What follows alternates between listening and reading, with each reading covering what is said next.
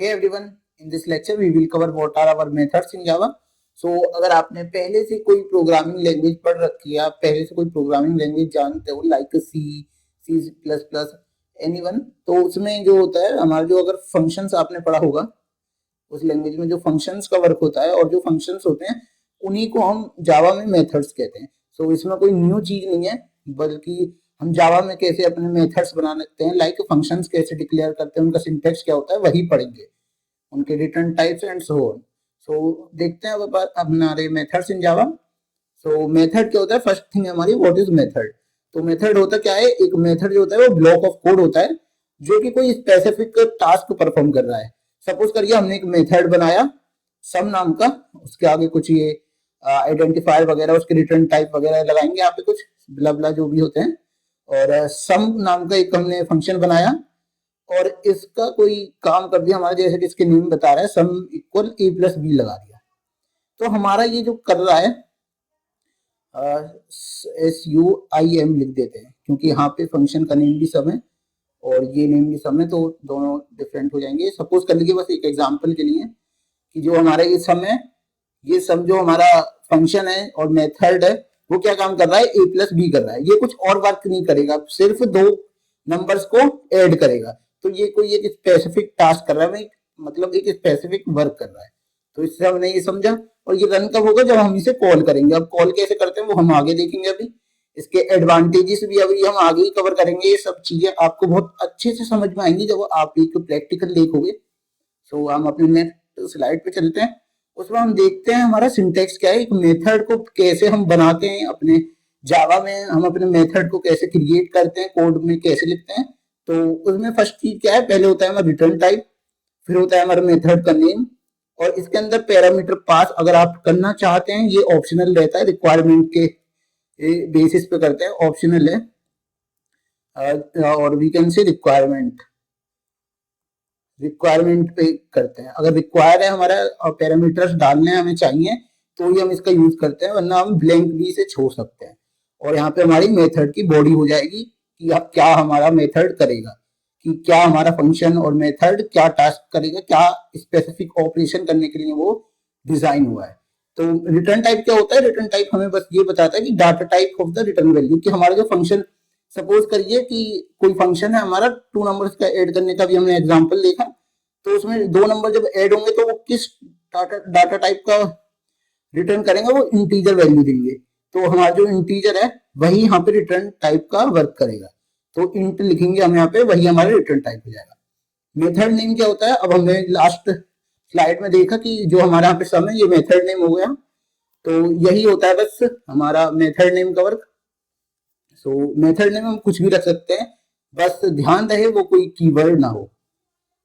Okay, तो ये हमारे मेथड्स नेम हो गए। और थर्ड वन हमारा पैरामीटर, हमने देखा कि कोई वैल्यू अगर हमें चाहिए तो हम डाल सकते हैं, और अगर नहीं चाहिए, सपोज करिए अब हमें 2 नंबर का सम चाहिए, तो इसमें 2 नंबर भी तो चाहिए हमें, यूजर से इनपुट भी तो लेंगे कौन कौन से नंबर है, तो उस केस में हम अपने पैरामीटर्स लेंगे।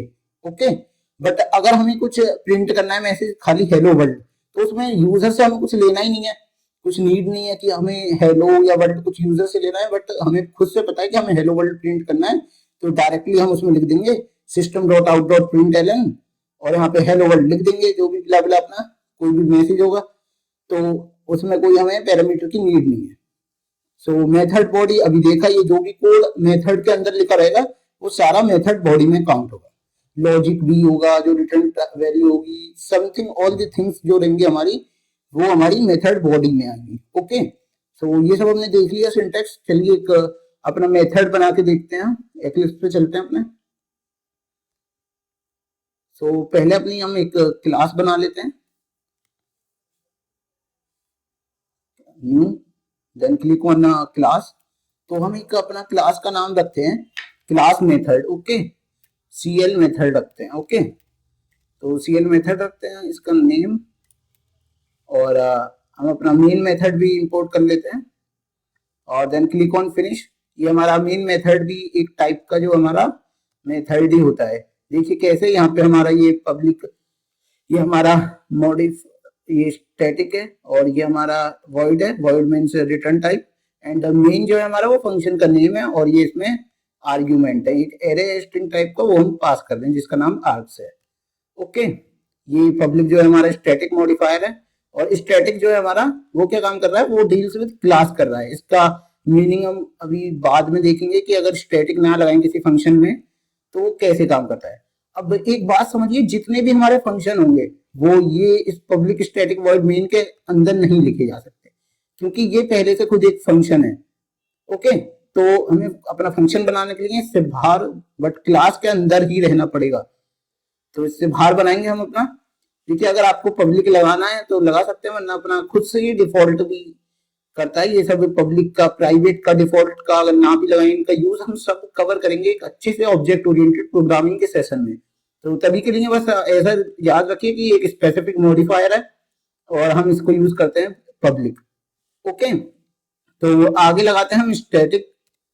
तो पहले बिना स्टैटिक के कवर करते हैं। तो इसका पहले सम के लिए एक प्रोग्राम बनाते हैं हम, अपना दो नंबर को सम करने के लिए। तो हमारा रिटर्न टाइप क्या होगा, इंटीजर वैल्यू रिटर्न करेगा। अभी हमने पिछले एग्जांपल में देखा अपनी स्लाइड के ऊपर। और उसका नाम क्या रखेंगे, हम रखते हैं सम नाम। ओके, और उसमें हमें क्या चाहिए, हमें दो नंबर चाहिए, इंट ए और इंट बी। ओके, सो अब ये हमारा क्या क्या हो गया, ये हमारा हो गया पब्लिक नाम का एक स्पेसिफिक मॉडिफायर है। अभी के लिए इसे स्किप करिए, बस ऐसे समझिए कि ये हमारा एक स्पेसिफिक मॉडिफायर है और इसका मतलब ये होता है कि हम इसे कहीं से भी एक्सेस कर सकते हैं, आउट ऑफ द क्लास किसी और क्लास में भी एक्सेस कर सकते हैं। बट अगर इसे हम प्राइवेट कर दें तो हम इस क्लास के बाहर इसे एक्सेस नहीं कर सकते। और इंट क्या हो गया, हमारा जो भी वैल्यू आएगा, इन दोनों का सम जो आएगा हमारा, वो किस में आएगा, वो एक इंटीजर वैल्यू में आएगा। वो भी क्योंकि एक नंबर ही होगा, दो नंबर का सम। सो ये यहाँ पे हमने इसलिए इंटीजर लिख दिया। अगर हमें फ्लोट में चाहिए तो हम फ्लोट भी यूज कर सकते हैं और डबल भी यूज कर सकते हैं। सो यहाँ पे हमारा मेथड का नेम कर दिया सम। एंड देन यहाँ पे हम अपना एक वेरिएबल, हमें दो नंबर चाहिए सम के लिए। अगर आपको दो नहीं ज्यादा चाहिए तो भी आप ज्यादा भी ले सकते हो, 3 नंबर का करना चाहते हो तो यहाँ पे 3 नंबर भी ले सकते हो। ओके, जितने आपको रिक्वायरमेंट है वो आप उतने ऐड कर सकते हैं। सो अभी के लिए हम सिर्फ दो ले रहे हैं, ए एंड बी। यहाँ पे इनके टाइप बता देते हैं हम, और यहाँ पे हम अपना वेरिएबल लिखते हैं। ओके, सो अब हमारा फंक्शन करेगा क्या, पहले एक वैल्यू लिख लेते हैं, इंट SUMM लिख लेते हैं, क्योंकि ऊपर हमने सम पहले से लिख रखा है। तो यहाँ पे SUMM कर लेते हैं। अगर हम खाली सम ही लिखेंगे तो ये एरर दे देगा। ओके, क्योंकि सम पहले से डिफाइंड है। देखिए एरर दे रहा है ना, क्योंकि ये एक वेरिएबल है और ये एक हमारा फंक्शन है, तो दोनों एरर दे देगा। जब हम कॉल करेंगे तो ये नहीं पता चल पाएगा कि हम कॉल किसे कर रहे हैं। तो ये सम में हमारा वैल्यू स्टोर होगी, दोनों का सम स्टोर हो गया। और इसके बाद इसको हम कर लेते हैं, कंफ्यूजन क्रिएट हो रहा है, मैं सम कह रहा हूँ बार बार तो आपको ये भी लग रहा है और ये भी, तो इसको ऐड कर लेते हैं। ओके, तो यहाँ पे दोनों ये ऐड हो रहे हैं, ऐड के अंदर इनकी वैल्यू स्टोर होगी। अब हमारा फंक्शन हमें आंसर में चाहिए क्या, रिटर्न क्या करेगा, रिटर्न करने के लिए हम ऐड को ही यूजर को आउटपुट देंगे। ओके, अब यहाँ पे हमने लास्ट लेक्चर में देखा था कि हमारा रिटर्न जो है हमारे ट्रांसफर स्टेटमेंट है, उसका वर्क क्या होता है वो अब हम यहाँ पे देखेंगे कि इसका वर्क जो होता है, जो भी हमारी वैल्यू हमें रिटर्न करानी है, जो भी हमें यूजर को आउटपुट जनरेट करना है, शो कराना है मेथड के, कि उससे उसको हम रिटर्न कहते हैं कि मेथड हमारा क्या वैल्यू देगा आउटपुट में, उसी को हम रिटर्न की हेल्प से रिटर्न कराते हैं, हम यूजर के लिए आउटपुट डिस्प्ले कराते हैं। ओके, तो यहाँ पे हमारा ऐड जो है हमारा आउटपुट डिस्प्ले करेगा। सो ये हमारा फंक्शन हो गया है और इसी फंक्शन को हमारी बॉडी अब कर रही है। अब यहाँ से हम दो नंबर जनरेट कर लेते हैं, इंट ए इक्वल 10 और इंट बी इक्वल 20। ओके, अब हम दोनों सेम यहाँ पे भी ये भी डिक्लेयर कर रहे हैं और यहाँ पे भी कर रहे हैं। ऐसा क्यों भाई, क्योंकि ये दोनों फंक्शन अलग अलग हैं, इन दोनों में सेम मतलब दोनों, अगर हम यहाँ पे ए की वैल्यू 10 रख रहे हैं तो यहाँ पे कोई फर्क नहीं पड़ रहा है अभी, क्योंकि दोनों की बॉडी डिफरेंट है, दोनों का वर्क डिफरेंट है। ओके, सो अब बात आई कि हम अपने जो हमारा फंक्शन है उसको कॉल कैसे करेंगे, हम अब इसको यूज कैसे करेंगे। तो इसके लिए क्या करते हैं, हम पहले बनाते हैं ऑब्जेक्ट। सो ऑब्जेक्ट किसका बनेगा, वो बनाते हैं हम क्लास का। अब वो ऑब्जेक्ट कैसे बनता है, ये होते क्या है, क्लास क्या होती है, ये सब चीजें हम डिटेल में अपने ऑब्जेक्ट ओरिएंटेड प्रोग्रामिंग के सेशन में कवर करेंगे। बट अभी के लिए आप इतना समझिए कि ऑब्जेक्ट हम बनाते कैसे हैं। पहले हम लिखते हैं अपने क्लास का नेम, CL मेथड ओके, फिर कोई भी ऐसा वेरिएबल ले लेंगे, सपोज करिए एस ले लेते हैं इक्वल न्यू, और फिर लिखते हैं हम सीएल मेथड, फिर दोबारा से क्लास का नेम लिख लेते हैं। ओके, METHOD मेथड, और ये बन चुका है हमारा ऑब्जेक्ट एस नाम का। अब इसको कॉल कैसे करेंगे हम अपना फंक्शन को, तो जो भी हमने वेरिएबल यहाँ पे चूज किया है, सपोज करिए एस किया है, तो हम लिखेंगे एस डॉट और जो भी हमारा फंक्शन का नेम है। देखिए आपको कितने सारे ऑप्शंस आ गए, ये रहा हमारा सम, इस पे क्लिक करेंगे तो अब प्रेस कर देंगे और देखिए यहाँ पे आ गए दोनों वैल्यू ए एंड बी। सो ये पहले से डाल दिया है। अब ये ऐसे ही होती है, यहाँ पे हमारे क्या हो रहा है, अब ये हो रहा है फंक्शन कॉलिंग। ओके, कॉलिंग हो रही है यहाँ पे फंक्शन की, और इसको क्या कहेंगे, इसको कहेंगे हम फंक्शन का डेफिनेशन। डेफिनेशन ओके, यहाँ पे हम फंक्शन की बॉडी को डिफाइन कर रहे हैं और यहाँ पे उसको कॉल कर रहे हैं। अब इसको चला के देखते हैं। अब ये बेसिकली एक बार ड्राई रन करते हैं इसको। ये हमारी क्लास है, ये हमारा मेन मेथड है। हमें किसी भी फंक्शन को कॉल करना है तो हमें वो मेन मेथड के अंदर ही कॉल करना पड़ेगा। ये आपको एक ध्यान रखने वाली चीज है। कॉल करने के लिए मेन मेथड में चलेगा, वो जो भी हमारा फंक्शन होगा उसको रन करना है तो उसको मेन मेथड में ही रन करना पड़ेगा। तो उसको हमने यहाँ पे मेन मेथड में उसका ऑब्जेक्ट बनाया क्लास का, और जिस क्लास के अंदर हमारा मेथड होगा ना, जैसे कि यहाँ पे में हमारा किस क्लास के अंदर है, सीएल मेथड के अंदर, तो इसी का हम यहाँ पे ऑब्जेक्ट बनाएंगे। यहाँ पे क्लास का नेम, फिर कोई वेरिएबल, और न्यू कीवर्ड ये क्या होता है, ये फंक्शन, ये ऑब्जेक्ट बनाने के लिए यूज होता है। ये हम अपने ऑब्जेक्ट ओरिएंटेड प्रोग्रामिंग में पढ़ेंगे डिटेल में। और यहाँ पे भी हम क्लास का नेम लिख देते हैं। ओके, यहाँ पे लगा देते हैं अपने ब्रैकेट। सो ये ऑब्जेक्ट बन गया। फिर हम कॉल कैसे करना है फंक्शन को, जो वेरिएबल बनाया है एस डॉट, और अपने फंक्शन का नेम लिख देना है, और जो भी उसके अंदर पैरामीटर्स हैं उनको पास कर देना है। ओके, यहाँ पे जो नेम रहेंगे पैरामीटर के, वो यहाँ से सेम नहीं रहेंगे। जैसे यहाँ पे ए है और यहाँ पे बी है, तो वो पैरामीटर नहीं है, ये ए और बी ये वाले नहीं है, ये ऊपर वाले हैं। तो इस कंफ्यूजन को हटाने के लिए मैं यहाँ पे कर देता हूँ सी एंड डी। तो देखिए यहाँ पे एरर देने लगा, यार ए और बी तो है ही नहीं हमारे, क्यों देने लगा, क्योंकि यहाँ पे सी है और ये वाला हम चेंज कर देंगे डी। तो ये वाले जो पैरामीटर्स हैं उसी को हम यहाँ पे डालते हैं। अब यहाँ पे क्या डाला है, 10, और डी की जगह क्या है, 20। तो हमारा आउटपुट क्या आना चाहिए, दोनों को सम। तो यहाँ पे क्या आ गया है, आ जाता है 30 होना चाहिए, और ये रिटर्न क्या कर देगा, 30 को। तो आउट एक बार चला के देखते हैं इसे, और हमारा जो आंसर आ रहा है वो 30 आना चाहिए। सो देखते हैं एक बार, ये थोड़ा टाइम ले रहा है, there is some problem.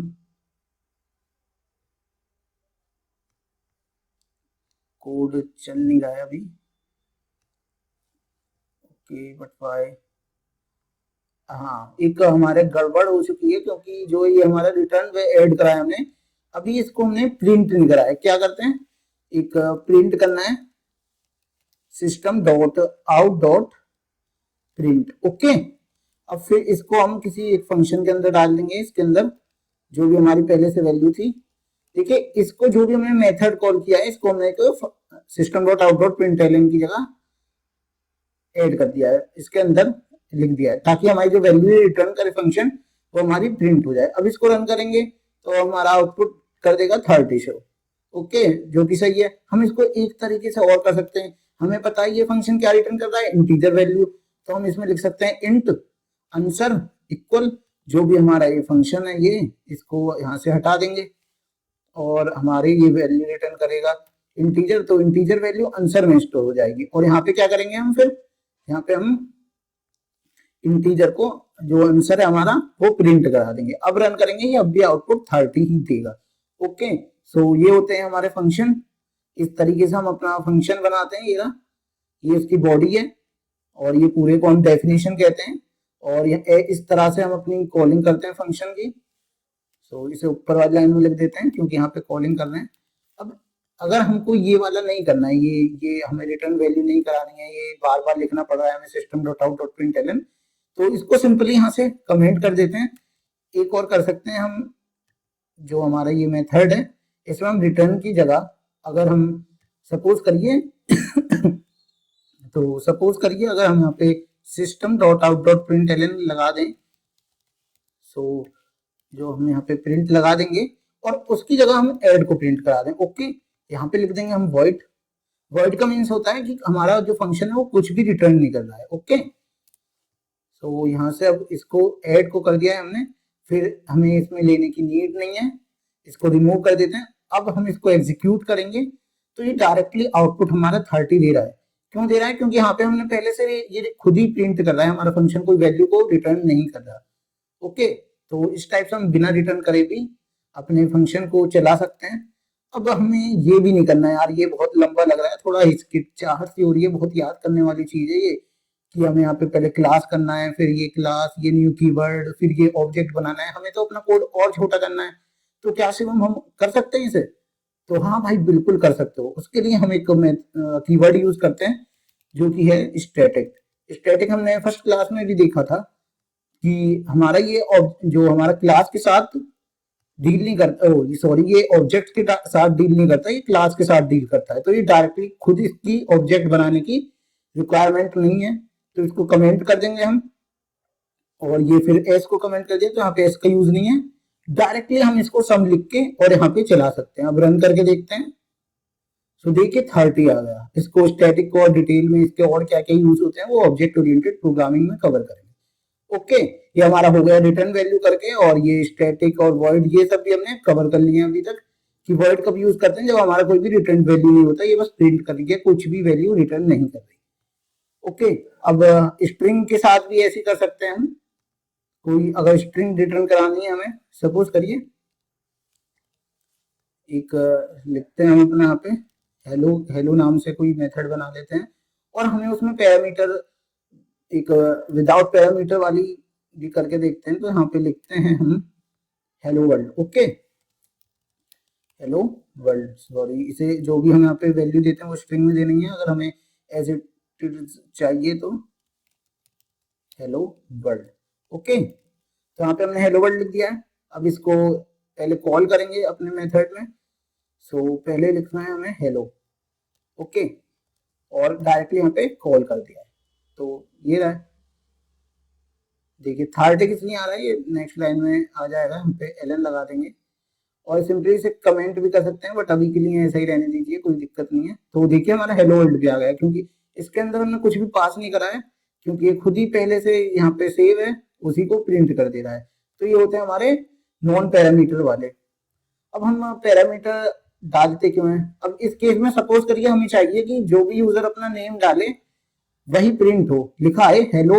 Suppose करिए मैं डाल चाहता हूँ कि मेरा लिखा है हेलो शिवम। ओके, तो यहाँ पे मैं अपना नेम कर दूंगा, और यहाँ पे हमें अपना नेम डालना पड़ेगा, स्ट्रिंग नेम।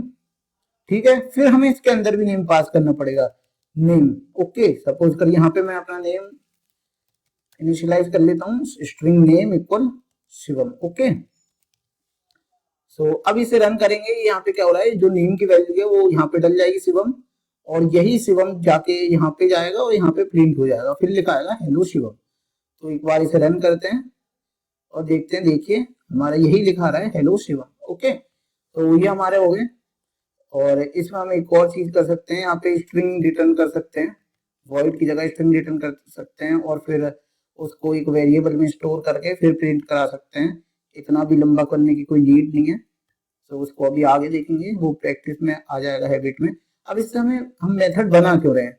अब देखिए, अगर हमें यहाँ पे बहुत सारे शिवम प्रिंट कराने हैं, hello Shivam, hello Shivam, hello Shivam, तो उसमें हम लूप ना चला करके इस कोड को हम प्रिंट कर सकते हैं, इसको पेस्ट कर सकते हैं। लूप क्या काम कर रहे होते हैं हमारे, कि लूप अगर हम चलाएंगे तो वो ई की जगह पर देंगे। अगर हमें यहाँ पे प्रिंट कराना है, बीच में हम अपना कुछ और मैसेज प्रिंट करा सकते हैं, system dot out dot print, और यहाँ पे कुछ भी लिख सकते हैं, print Allen bye bye. Okay, bye. ठीक है, फिर हमें चाहिए शिवम, तो उसके लिए फिर से हमें लूप चलाना पड़ेगा। बट फंक्शन क्या काम करता है, फंक्शन को हमें दोबारा से नहीं, हम जहां पर भी इसे कॉल करना चाहते हैं, जहां पर भी हम अपना प्रिंट कराना चाहते हैं हेलो शिवम, वहां पे बस इस लाइन को कॉपी पेस्ट कर देंगे तो चल जाएगा। ये एक डिफरेंस है। और हम इसको डिफरेंट क्लासेस में भी इंपोर्ट करके चला सकते हैं। देखिए हेलो शिवम, ये सब चीजें प्रिंट हो रही है। बस यहाँ पे हमने एलन नहीं लगाया है, तो उसकी वजह से थोड़ा देखने में अच्छा नहीं लग रहा है। अब ये सब डिफ्रेंशिएट कर पाएंगे हम इन सब चीजों को। तो देखिए ये सब बीच में हमें कुछ मैसेज भी चाहिए तो वो भी आ रहा है। बट लूप के केस में क्या होता है, अगर हम लूप से इसको प्रिंट कराते हैं तो वो लगातार ही सारी हेलो शिवम आते हैं, हम बाय ऐसे बीच में नहीं लिख सकते। वो एक डिसएडवांटेज है, और यही एक एडवांटेज है हमारा मेथड्स का। और मेथड्स में क्या कर सकते हैं, हम दूसरी क्लास के अंदर भी हम अपने मेथड्स को के कोड को यूज कर सकते हैं। वो अगर देखते हैं हम जो पैकेज वगैरह ये सब हम अपने ऑब्जेक्ट ओरिएंटेड प्रोग्रामिंग में कवर करेंगे। सो ये हो गए हमारे मेथड्स और उसके टाइप्स। और इसमें क्या करते हैं, हम अपने कोड को दोबारा यूज कर पाते हैं, ये इसका एडवांटेज है। अब देखते हैं, अपने स्लाइड के ऊपर चलते हैं। सो यहाँ पे क्या क्या लिखा हुआ था हमारी स्लाइड में, एडवांटेजेस ऑफ मेथड है ये। सो मेथड के क्या एडवांटेज हो गए, अभी हमने देखा कि हम कोड को का साइज जो है रिड्यूस कर सकते हैं। कैसे, हम एक ही कोड को बार बार रिपीट कर सकते हैं, एक ही कोड को बार बार। ओके, और ये क्या है, प्रोग्राम का स्ट्रक्चर अच्छा हो गया, छोटा कोड है तो अच्छा लगेगा देखने में, और छोटा कोड है तो डिबगिंग भी इजी हो जाएगी। और ये मॉड्यूलर प्रोग्रामिंग को एक अच्छी वे होती है, मॉड्यूलर प्रोग्रामिंग, जिसमें हम अपना कोड ठीक से वेल स्ट्रक्चर्ड कोड लिखते हैं, कि हम एक हर चीज के लिए अलग फंक्शन बनाते हैं, ताकि हमारा जो कोड है वो वेल मतलब अच्छा दिखे और देखने से पता लग जाए कि इस वाले जो भी हमारा मेथड है उसका क्या वर्क है। ओके, कि क्या काम कर रहा है, उससे कोई भी यूजर कोई भी आके देख के बता दे कि ये इस काम के लिए हमारा ये मेथड रेस्पॉन्सिबल है। सो ये हो गए इसके एडवांटेजेस। और ये एग्जांपल में हम अपना यहाँ पे कोड पेस्ट कर देंगे जो भी हमने लिखा है अभी। और हमने देख लिया कॉलिंग ऑफ मेथड भी देख लिया हमारा क्या होता है, और ये हमारे टाइप्स भी देख लिया हमने कि पैरामीटर के बिना भी कॉल कर सकते हैं, जो हम अपने पहले हेलो वर्ल्ड प्रिंट करा रहे थे, इसका एग्जांपल वही है हेलो वर्ल्ड वाला। सो जो हेलो वर्ल्ड हम प्रिंट करा रहे थे वही इसका एग्जांपल है। और ये सिंगल पैरामीटर वाला है जिसमें हम अपना नेम दे रहे थे, हेलो शिवम प्रिंट कराया था जिसमें। और मल्टीपल पैरामीटर्स का सम वाला प्रोग्राम देखा था हम, सम ए प्लस बी वाला जो था। सो ये टाइप्स भी हमने देख लिए हैं, कवर कर लिए हैं। और नेक्स्ट क्या है हमारा, सो नेक्स्ट है हमारा मेथड ओवरलोडिंग। सो मेथड ओवरलोडिंग क्या होता है, मेथड ओवरलोडिंग बेसिकली ये हम कवर करते हैं उसमें, बट यहाँ पे भी इसका थोड़ा कॉन्सेप्ट है, तो अभी थोड़ा ब्रीफ में देख लेते हैं। तो मेथड ओवरलोडिंग का क्या होता है, मेथड ओवरलोडिंग एक ऐसा प्रिंसिपल है जिसमें हम दो फंक्शन का नेम सेम रख सकते हैं। जो सेम मेथड नेम है, जो फंक्शंस हैं हमारे मेथड हैं, उनका नेम हम सेम रख सकते हैं। बट हम यहाँ पे सेम रखेंगे तो यहाँ पे एरर दे देता है, जैसे हमने पहले देखा। अगर यहाँ पे ही हम इसको कमेंट कर देते हैं और इस चीज को भी यहाँ पे कमेंट कर देते हैं, क्योंकि इनका भी यूज नहीं है। और एक नीचे चलते हैं और हम एक सेम नेम का पैरामीटर फंक्शन बनाते हैं, लाइक सम करके, control C and control V. Okay, यहाँ पे क्या करते हैं, हम एक नंबर जो है, अब देख रहे हैं आप यहाँ पे एरर दे रहा है कि डुप्लीकेट मेथड, बट ओवरलोडिंग तो कह रहा है कि हम सेम नेम के फंक्शन यूज कर सकते हैं। तो ओवरलोडिंग का क्या कहना है कि आप सेम नेम के फंक्शन तो यूज कर सकते हो, बट उनके जो अंदर के जो पैरामीटर्स हों, वो डिफरेंट होने चाहिए। ओके, इसको कंपाइल टाइम पॉलीमॉर्फिज्म भी कहते हैं। और इसको एक और नेम है वो देख लेते हैं अभी हम, उसको एक स्टैटिक बाइंडिंग भी कहते हैं, static binding. Okay, static binding भी कहते हैं। तो पहले देखते हैं ये डिफरेंट पैरामीटर पे कैसे वर्क करता है।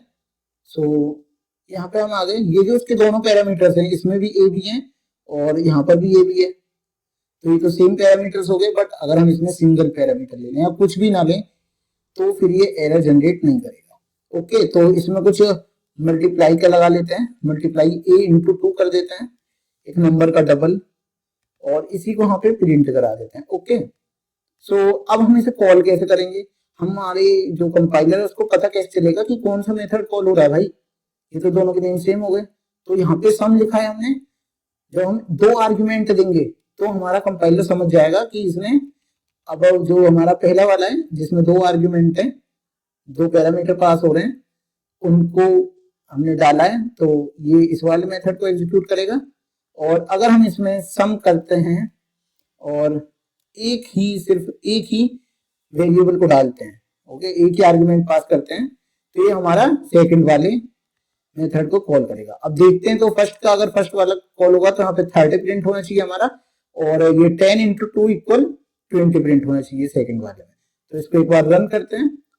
सो हमारा 30 और 20 दो आउटपुट आ गए, ठीक है। सो इस तरह से हमारा मेथड ओवरलोडिंग वर्क करता है। और हमने देखा है इसको हम कंपाइल टाइम पॉलीमॉर्फिज्म भी कहते हैं, और एक रन टाइम पॉलीमॉर्फिज्म भी होता है, रन टाइम भी होता है, उसको हम अभी अपने ऑब्जेक्ट ओरिएंटेड वाले सेशन में पढ़ेंगे। और इसको स्टैटिक बाइंडिंग भी कहते हैं, और इसका एक नेम होता है डायनेमिक बाइंडिंग। ठीक है, उसको आगे वाले लेक्चर्स, आने वाले लेक्चर्स में हम कवर करेंगे। सो नेक्स्ट है हमारा शैडोइंग। सो हम देखते हैं शैडोइंग हमारा क्या होता है जावा में। शैडोइंग एक ऐसा प्रिंसिपल है, एक ऐसा वे है जिससे हम दो जो हमारे वेरिएबल होते हैं, सपोज करिए इंट इक्वल 10 लिखा यहाँ पे, और यहाँ पे हम दोबारा से यूज कर पाए इंट इक्वल 20। बट होता क्या है, और इन दोनों को जब प्रिंट कराएं तो इसके लिए ये 10 प्रिंट करे और इसके लिए ये 20 प्रिंट करे। बट ऐसा होता क्या है, हम दो दो एक ही वेरिएबल को हम दो बार ये ऐसे डिक्लेयर नहीं कर सकते, और शैडोइंग कहता है कि आप कर सकते हो। बट होना क्या चाहिए, उनके दोनों का जो स्कोप है वो ओवरलैप होना चाहिए। अब देखते हैं स्कोप में कैसे कर पाते हैं। सो ये एक्लिप्स पे देखते हैं। अब हम हो क्या रहा है यहाँ पे भी हम एक इसको कमेंट कर दिया है हमने, ठीक है। और यहाँ पे क्या करते हैं हम, एक जो जैसे कि यहाँ पे सी ले लिया, तो यहाँ पे भी हम सी कर सकते हैं। ओके, देखिए एरर नहीं दे रहा है, यहाँ पे भी हमने सी इक्वल 10 डिक्लेयर कर रखा है, और यहाँ पे भी हमने c equal a plus b declare कर रखा है। ओके, तो इसमें क्या दिखा रहा है ये कि यहाँ पे जो सी है उसकी वैल्यू हमारी कोई भी एरर दे नहीं रहा है, उसकी वैल्यू हमारी दोनों की सम करके जो आएगी वो प्रिंट होगी, और इसकी वैल्यू यहाँ पे अगर प्रिंट करेंगे तो ये अबव वाली प्रिंट होगी। ओके, तो एक बार इसको देख लेते हैं। तो इसको यहाँ से कॉपी पेस्ट कर लेते हैं, system.out.println, और यहाँ पे सी प्रिंट कर देते हैं। तो देखिए कोई भी एरर जनरेट नहीं करेगा, ठीक है, कोई भी एरर ये जनरेट नहीं कर रहा। अभी क्या कर रहा है, एक बार इसको कमेंट कर देते हैं। ओके, तो यहाँ पे क्या हो रहा है, अब इसको रन करेंगे तो ऊपर वाले की वैल्यू क्या आ रही है, 30 आ रही है, जबकि यहाँ पे सम कर रहा है 30। यहाँ पे सी की वैल्यू कितनी हो जानी चाहिए, 30। और अब हम सी को प्रिंट करेंगे तो हमारी क्या प्रिंट होनी चाहिए, 30, बट यहाँ पे 10 आ रही है। क्यों आ रही है, क्योंकि ये वाला जो हमारा वेरिएबल है, ये वाला ये इसको कंसिडर कर रहा है। हमारे कंपाइलर की एक खासियत होती है, एक उसकी प्रॉपर्टी होती है कि जो भी हमारा पहला वाला जो उसके नजदीक होगा, जैसे यहाँ पे system.out.println है, तो इसके पास वाला कौन सा वेरिएबल है, ये वाला वेरिएबल है इसके मेथड में, तो ये इसको कंसिडर करेगा, ना कि इस वाले को। और इसके प्रिंट हो रहा है यहाँ पे, तो इसके पास कौन सा ये वाला है, तो ये इसको कंसिडर करेगा। और इसको हम एक दिस कीवर्ड की हेल्प से भी कवर करेंगे in our object oriented programming वाले सेशन में। तो अभी के लिए हमने अपना सब कवर कर लिया है, what are our methods. So next lecture में हम देखेंगे what are our array and उसके सॉर्टिंग, सर्चिंग, ये सब टेक्निक्स कवर करेंगे। यहाँ पे हमारा बेसिक जावा जो कोर जावा है वो कंप्लीट हो चुकी है। अब हम अपने डाटा स्ट्रक्चर्स पे मूव करेंगे।